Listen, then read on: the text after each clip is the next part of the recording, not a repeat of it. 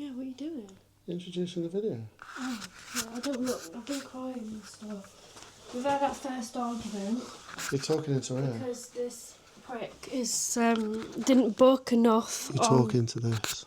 We had our first argument because subject lost. What does that mean? It means it doesn't get you. It means me. Because Oh, he God, only why are you so small? he only booked 15 kilograms in a suitcase where we're going to cold place where we need boots, coats, heavy things.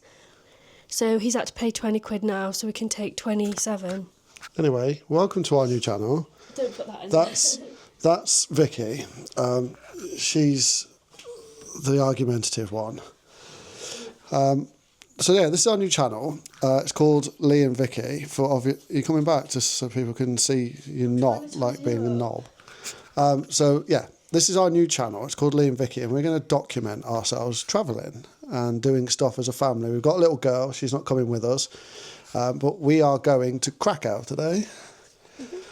So we're flying out today from Bristol, and we're going to go and visit a few places, Auschwitz and a few other places around Krakow. So this new... Is it Krakow or Krakow? It's Poland. Just in case people don't know where Krakow is. It's Poland. So you're insulting their intelligence on the first video? Well, no, because I didn't know where Krakow was until I realised we were going to Krakow. Anyway, so this is our journey to Krakow, and over the next few vlogs we will document our holiday in Krakow, Poland. In Poland. Where is it? Poland.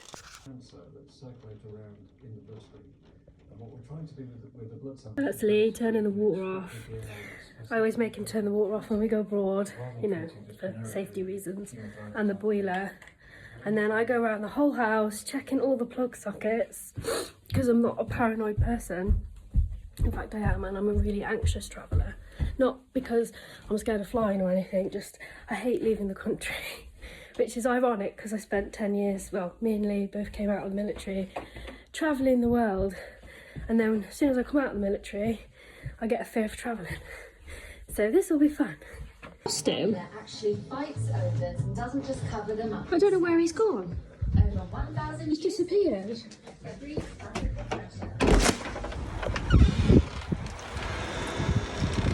What are you doing?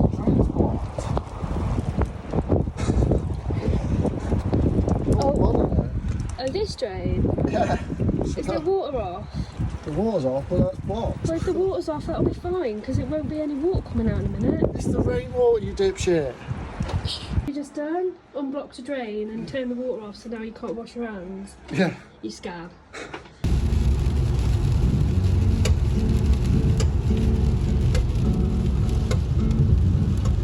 Here I go out to sea again.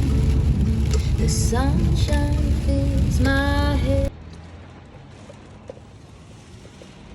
Someone didn't travel prepare. He's now having to put his air in his tyre next to the M5 motorway in the pouring rain and wind. While I'm nice and warm in the car, the Maccadees. Was that fun? That was horrendous. I'm soaked. Also put air in the tyre. Mine. Oh my god, it's horrendous. Right. Put your hot seat on. Put my hot seat on, as Noel would say. So we made it through security.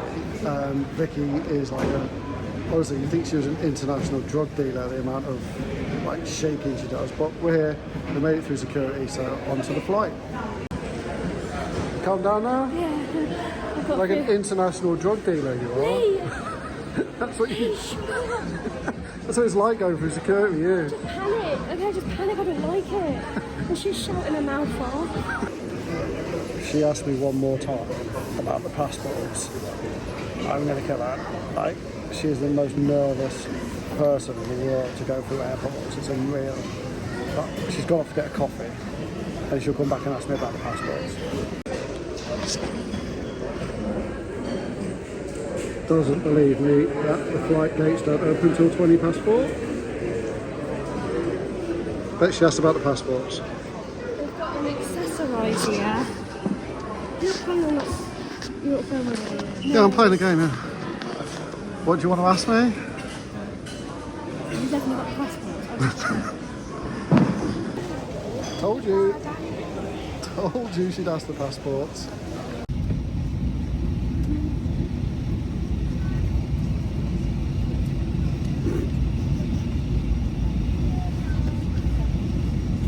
Next stop, Poland.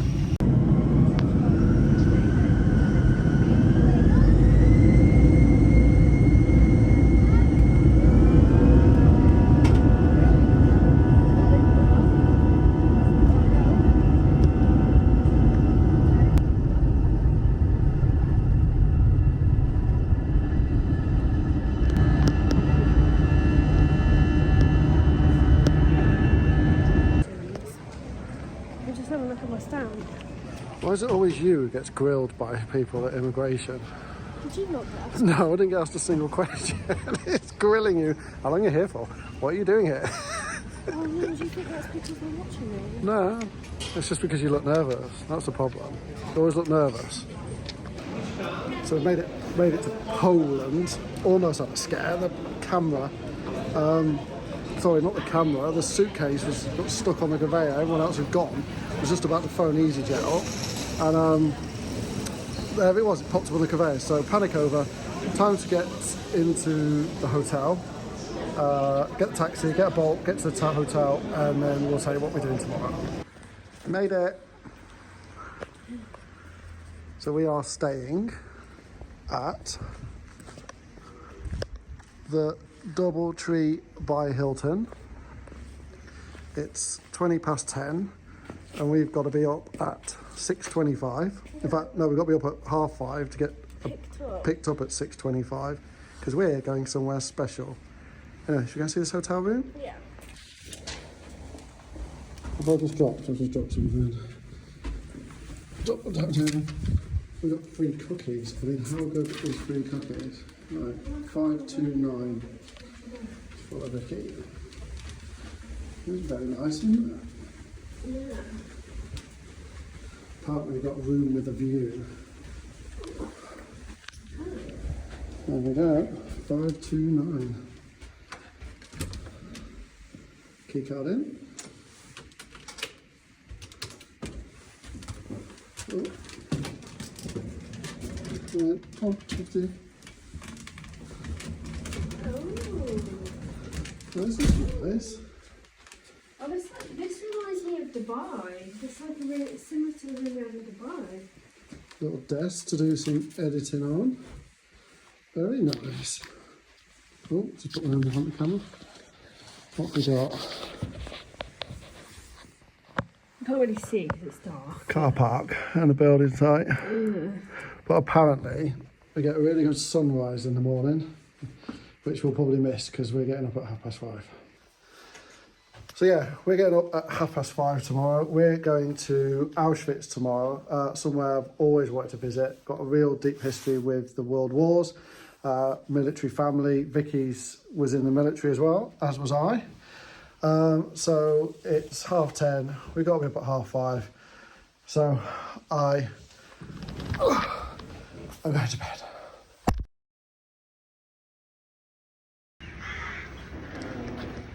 So just to confirm, we've come out of wet, miserable Britain to go on holiday. And it's wet and miserable in Poland.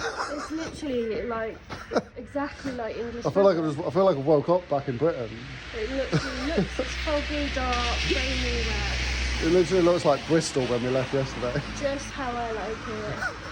She's a person who will go on holiday to Alaska over Barbados. Yeah, true. I love this kind of weather. I prefer if it wasn't raining. I don't mind the cold. I prefer the cold to the heat. Oh well. Right, wait for our bus. Does anyone remember Alfred Hitchcock's The Birds? Well, I think we're about to be part of the film.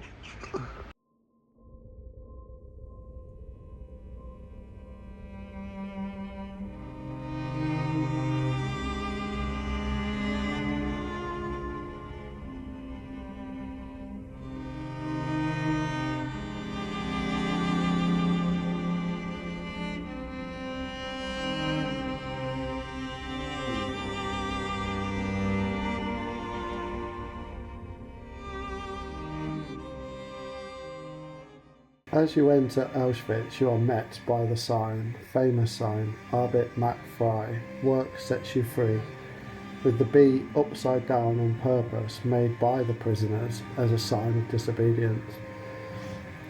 It's a strange feeling when you enter Auschwitz, just knowing the sheer scale of massacre and like just hurt and pain that has gone on at this location. You can't get over the size of the place, and this is just Auschwitz I, which is now the main museum for Auschwitz-Birkenau. All these buildings and grounds, they just ooze sadness, really, and they just seem to go on and on and on. Even the trees, as you can see, they just look sad and sorry. I know it's winter and there's no leaves on them, but even still. And Block 4 is the extermination block, and this map shows you all the locations that people were taken to Auschwitz from. Zyklon B, the gas used to massacre these people in these canisters that were just thrown in. This is just one of the saddest places I think I've ever been to, and there is one location that you can't film in, which has 40,000 people's worth of hair. It is just harrowing and so sad to see. It really brings home the pain that people went through. All these pots and pans just show that people didn't even know what they were coming for. And then all these adult shoes here, just how many are you can't get over, but this for me was the saddest part. This is the children's shoes, and it was just heartbreaking seeing these small shoes that these poor kids were wearing, just not knowing what they're coming into, just dressed up. And then it's just, you can't imagine, it's just, you cannot even fathom what it must have been like there. And then all the people's luggage with their names on. It's a really heartbreaking place to be. But for me, artifacts and things are one thing, but when you see the pictures of the people, and this was just at the start, at the end they couldn't even document and photograph them all because there was just too many of them to do. That's why they were tattooed with numbers. But seeing pictures of people just brings home the actual reality and the humanity of what people went through and who they were, where they were from, what their jobs were. And this isn't even the worst part. Auschwitz I was mainly for sort of prisoners and things like that. It was Birkenau where the mass sort of massacres and murders took place. But these pictures, they just go on and on and on in this corridor, and you just see people. It's absolutely heartbreaking. But one of the main things, and what you'll see, it is a reconstruction because the Germans actually destroyed their shooting wall. But this is the exact location where people were just lined up and murdered. And this here is where the biggest public execution happened of prisoners. They were hung from that metal bar, and then this sign here documents who they were. And that was, as I say, the biggest public execution in Auschwitz. It was just, it's a really sad place, but a location I think you have to go to just feel the pain that they went through. And this is the worst part. This is the actual only gas chamber that's still working, and this is in Auschwitz I. This was the first one that they've made, and inside it's just damp. It's just a horrible place, and all this wall here, you can see it's just scratches of where people were scratching to try and get out. And then this is the crematorium where people were burned after death. It's just harrowing. But this is Birkenau, and the first thing I couldn't get over is the sheer scale of this place. It is absolutely massive. That gateway and the railways are so iconic for this location, but you can't imagine. You can try and see how, as far as the eye can see, this place goes one way for just what appears to be miles, and then you look on the other side and it's exactly the same. The sheer scale of Birkenau and how many people this location housed was just, I couldn't get over it. It was breathtaking. And then this here is, we're just going up towards a ramp, and this side here are actual blocks that are still standing. All the wooden ones were dismantled. But like that iconic railway, and here we are on the ramp where selection took place. People would get off the train and they would be selected for straight to the gas chamber, or to go and basically be slaves in the camp. They would come in on them, and you would just, the ones that were selected for the gas chamber would walk up where we're walking now, and that on the left hand side that you can see there is one of the gas chambers and crematoriums that the Germans destroyed and blew up to try and deny all knowledge of anything ever taking place here, and just trying to claim it was a concentration camp. So they blew this place up before they all left. But obviously it's documented that this was the place where about 1,000 people at a time, up to 2,000, would be put in and murdered, and it would take half an hour for them to die in the gas chamber. It's just heartbreaking. And then these are the camps where the women were staying. So this was the women's side, and we're about to go in one, and the beds are just wooden slats. They're not even even, and they were designed for 3 people, but they would sleep up to 6 per sort of slab, really. It's cold, it's damp, it's just harrowing, knowing that people lived there. It's a place I'm so glad I visited, but it's absolutely heartbreaking, and I just feel for, you can't imagine what these poor people went through.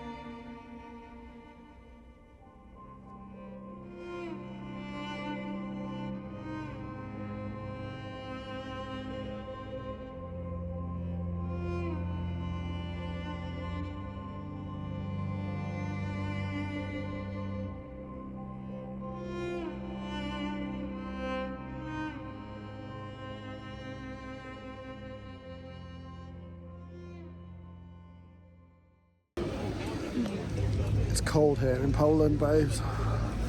So we've done Auschwitz. What do you think of Auschwitz? Heartbreaking, yeah. So we're here at the salt mine now, and we are going to go in there and see what that's about. But yeah, we've just done Auschwitz, as you've seen in the video. So we're at the salt mine now. But yeah, Auschwitz was heartbreaking. No, it's the sheer scale of the Birkenau was. I'm sorry, this is shaking. I'm absolutely freezing. But yeah, you can't get over the scale of the size of Birkenau, can you? It's massive, and Google Earth just doesn't do it justice. But we're going to go in the salt mine now, so we'll see you in there. Yeah. What? You try and get the camera down there. Filming.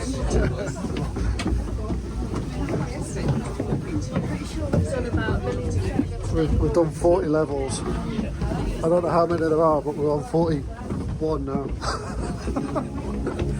Keep going.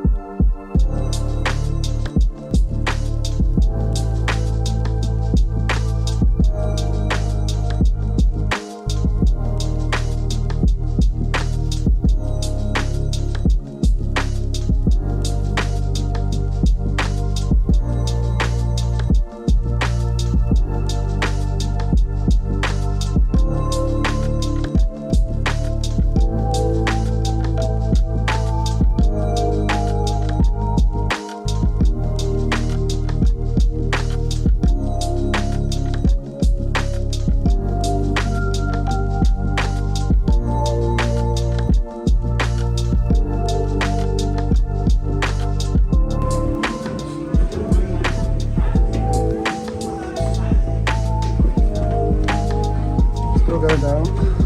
Still going down.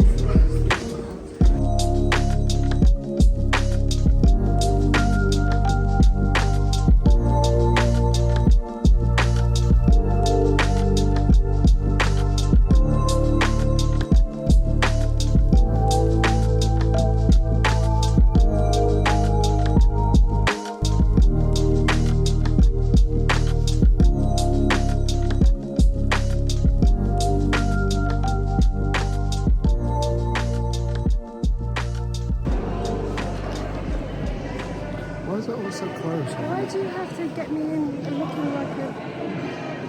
What do you think of the salt mine? Oh, it's incredible. This is the... oh God, I can't remember. Church? No, yeah, the lowest underground church in the world. And people get married down here. It's absolutely extraordinary. Imagine if you could get married here. We're already married. Done that, not doing that again.